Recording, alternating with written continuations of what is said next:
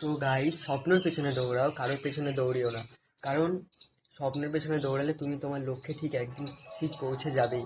কিন্তু তুমি যদি কারোর পেছনে দৌড়াও, কোনো মেয়ের পেছনে যদি তুমি দৌড়াও বা কোনো গার্লফ্রেন্ডের সাথে সারা দিন রাত এসএমএস করো, কলে কথা বলে নিজের টাইমটা নষ্ট করো, সেখানে তুমি তোমার জীবনে একটু একটু করে পেছাতে থাকবা। যে পেছানোটা তুমি হয়তো এখন বুঝতে পারবে না, কারণ তোমার এই জিনিসগুলো ভালো লাগছে, আবেগ। তোমার গার্লফ্রেন্ডের সাথে তুমি কথা বলছো, তোমার ভালো লাগছে, ভিডিও কলে কথা বলছো, অনলাইনে কথা বলছো, এইসব ইত্যাদি করছো। কিন্তু একটা জিনিস মাথায় রাখবা, এক ছেলে হয়ে জন্মেছো বস, তোমাকে কিন্তু আজ না হোক কাল পরিশ্রম করতেই হবে। তাই গার্লফ্রেন্ড, ভাই আমি বলছি, গার্লফ্রেন্ড সে যদি লয়াল থাকে না, আর যদি সত্যি তোমাকে ভালোবেসে থাকে, তুমি হাজার মানে তোমার সে মানে তুমি যদি নিজেকে কেরিয়ার নিয়ে ব্যস্ত থাকো, তাও তোমার সাথেই ও থাকবে। কিন্তু মেয়েটা যদি না থাকার হয় না, তোমার রাতের ঘুম কেড়ে নেবে, তোমাকে একটু একটু করে জীবনে পেছনে থাকবে। তো নিজের ঠিকটা নিজে বোঝো, নিজেকে পরিবর্তন করো, নিজের কেরিয়ার নিয়ে ভাবো।